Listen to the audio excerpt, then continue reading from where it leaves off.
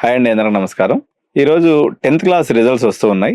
10th class తర్వాత MPC, BiPC కాకుండా మరొక ఇంపార్టెంట్ బ్రాంచ్ మనకి సిఈసి బ్రాంచ్ అండి. Civics, economics, commerce.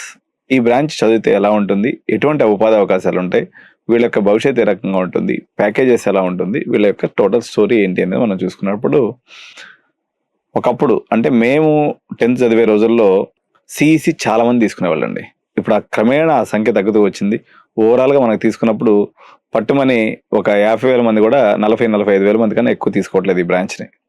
10th క్లాస్లో ఇప్పుడు మనకు 5.5 లక్షల మంది రాస్తే దీని యొక్క స్ట్రెంత్ వచ్చేసి పట్టుమని ఒక 50,000 మంది కూడా ఉండట్లేదు. సో అయినప్పటికీ కూడా వీళ్ళకి ఉపాధి అవకాశాల కిందే తక్కువ ఉన్నాయండి. కార్పొరేట్ కంపెనీస్లో ఉన్నాయి.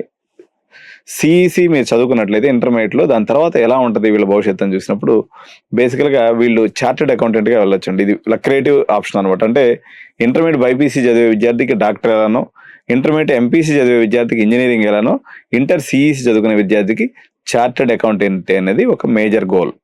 అది లేనప్పుడు కంపెనీ సెక్రటరీస్కి వెళ్తుంటారు, లేకపోతే డిగ్రీకి వెళ్తుంటారు.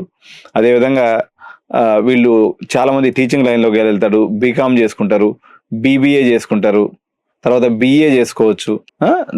ఇది అయిపోయిన తర్వాత వాళ్ళు ఇలా కెరియర్ అనేది ఉంటుందన్నమాట. సో ఇంటిగ్రేటెడ్ ఎంబీఏ చేసుకోవచ్చు, డైట్ ఎగ్జామ్ రాసి టీచింగ్ వైపుకి వెళ్ళొచ్చు. ఈ సిఏ అనేది అంటే మనం పర్టికులర్గా చూసినప్పుడు సిపిటి అని, ఐపీసీసీ అని, ఆర్టికల్షిప్ అని ఇలాంటి 3 భాగాల్లో ఉంటుందండి. అంటే దీంట్లో మన బేసిక్, ఇంటర్మీడియట్, ఫైనల్ ఇట్లా సిఏలో ఒక 4 భాగాలు ఉంటాయి. సిఏ కానీ చదువుకున్నట్టంటే it is more than a doctor అండి. డాక్టర్ కన్నా, సాఫ్ట్వేర్ ఇంజనీర్ కన్నా సిఏకి భారతదేశంలో విపరీతమైన డిమాండ్. ఎందుకంటే డబ్బున్న బాబులు అందరూ అకౌంట్స్ మేనేజ్ చేసేది వీళ్ళే. ఫస్ట్ చూడడానికి కొంచెం చిన్నగా అనిపిస్తుంది, కానీ వీళ్ళకి ఒక 50-60 ఇయర్స్ వచ్చేసరికి తక్కువలో తక్కువ వీళ్ళు ఒక 50 కోట్ల పైన సంపాదిస్తున్నారు ఇప్పుడు. ఇది డాక్టర్కి, ఇంజనీర్ అయితే అసలు 50 కోట్లు సంపాదించలేదు, కానీ వీళ్ళ దాంట్లో మినిమం 50 కోట్లు సంపాదించవచ్చు. మీరు 10th క్లాస్లో మంచి పర్సంటేజ్ వచ్చింది కదా, మనం ఎంబీఏ ఇది మన బైపీసీ తీసుకుందాం, ఎంపీసీ తీసుకుందాం, వీళ్ళు వద్దు. మీకు తక్కువ ఖర్చుతో ఎక్కువ రిజల్ట్ అనమాట. మీరు ఎంబీబీఏ చేయాలన్నట్లయితే మీకు చాలా కాంపిటీషన్ అండి. సిఏ కాంపిటీషన్ ఏముండదు. మీరు ఏదో చెప్పిన అవినాష్ అని చెప్పేసి, లేకపోతే ఇంకోటి అని చెప్పేసి బోల్డ్ అని ఇన్స్టిట్యూట్స్ ఉంటాయి.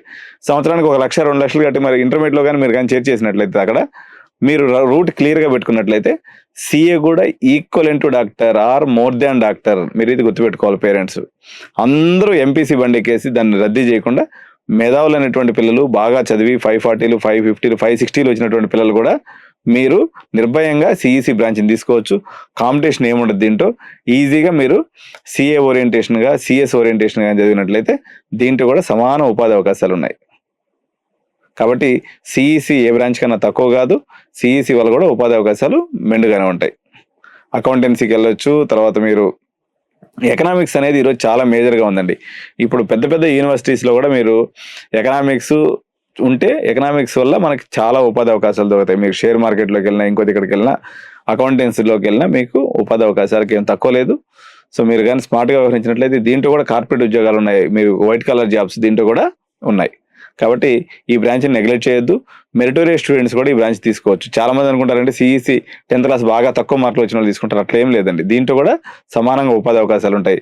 మీరు ఓన్లీ ఎంపీసీ, బైపీసీ అని కాకుండా ఈ ఆప్షన్ కూడా పేరెంట్స్ ఎక్స్ప్లోర్ చేయమని తెలియజేస్తూ, మీకు ఈరోజు అందరికి కూడా రిజల్ట్స్ వచ్చినాయి కాబట్టి సెలబ్రేట్ చేసుకోండి, మంచిగా చేయండి. సో ఏదైనా కెరియర్ గైడెన్స్ కావాలన్నట్లయితే మమ్మల్ని సంప్రదించండి. Thank you.